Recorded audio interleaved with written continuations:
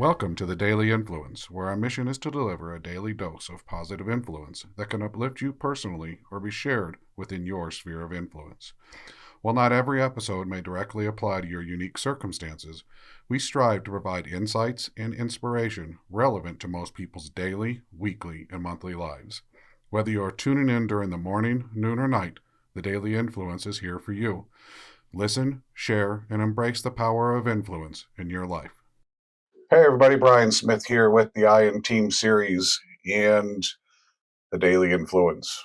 And today we are going to be talking about taking our influence for granted. And we all actually are guilty of taking our influence for granted at different times of our life. And for each of us, whatever that area of influence is, it means something different.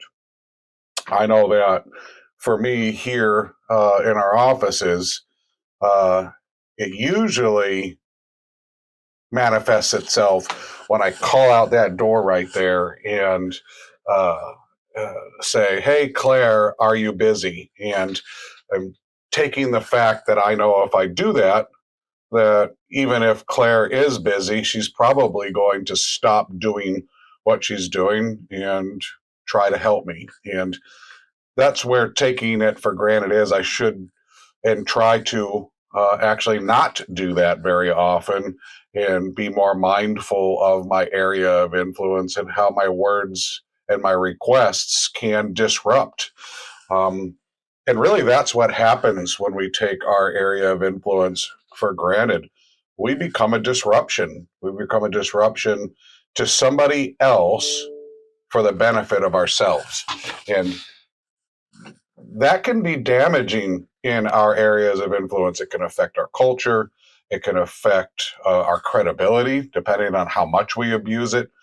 And it's really important that we're mindful of our influence and that we don't take for granted those people around us or situations or even our ability to do things, take it for granted. And it can manifest itself there also. For example, we have a lot of access to different things in this building, ladders and stuff, because we have some construction companies here and some other manufacturing companies in this same building. And because we have equity in those, my influence allows me to go and use those things.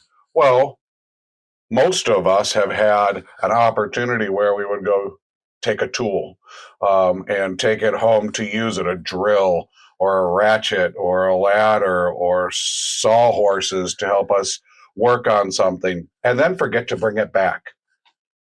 And when we do that, we could create disruption for our teams who might come in and need the ladder, need a vacuum, need a shop vac, need something that we took because, well, in our area of influence, we can do those things.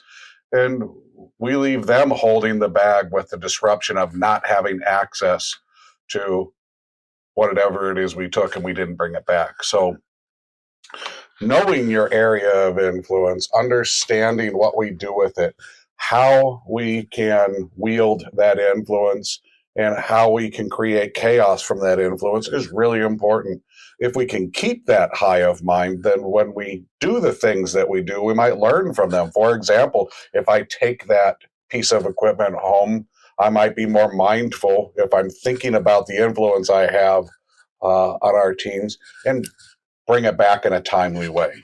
I might not interrupt my teammates out the door if I need something. I might be more mindful about their schedules and what they're doing, maybe slow down. And I have access to their schedules, or I might even send them a note via Teams instead of yelling out the door, which can not only be a distraction to her, but the people that sit by her, Sam and Sarah and Daniela, who are all in this little area right outside my door, accessible to me all the time. And when I call out to one, I could disrupt many. And sometimes we forget about these things in our areas of influence. Also, when we're out and about, our area of influence, we're under not really a microscope, but people will pay more attention to us. And because we might be in a position of leadership, some people take advantage of that and think that they don't have to follow the rules. We take them for granted that, well, we wrote them, so if we break them, it's okay. But we set a bad example when we do that. We damage our credibility when we don't do as we say, and we do the opposite of those policies, procedures, those things we put in place to help our organization move forward in a better way. When we do contrary or the opposite of that, we create disruption and we cause potential problems in our culture, with our teams. We put people at risk, ourselves and others potentially at risk, maybe even our company. So be consistent in what you do.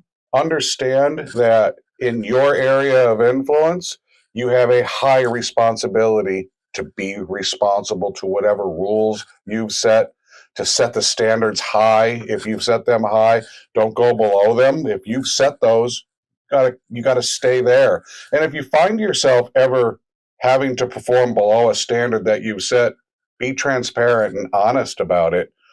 That is another part of your responsibility. And when you aren't transparent and you don't take accountability for the mistakes you make, that is another way for us to take advantage of our influence and take it for granted. This is a way that it's another pitfall that we have as leaders is taking advantage of or taking for granted our areas of influence. And as we move through pitfalls and getting around them or avoiding them or not creating them at all, we continue to learn more about ourselves and how we can be better, more positive, and responsible leaders and responsible for our influence. I look forward to talking to you tomorrow. We are going to talk about overreaction and how overreaction to things, both good and bad, can be a pitfall for us and can create a different type of disruption for our teams. I hope you have a great day, and we'll see you again tomorrow on the Daily Influence.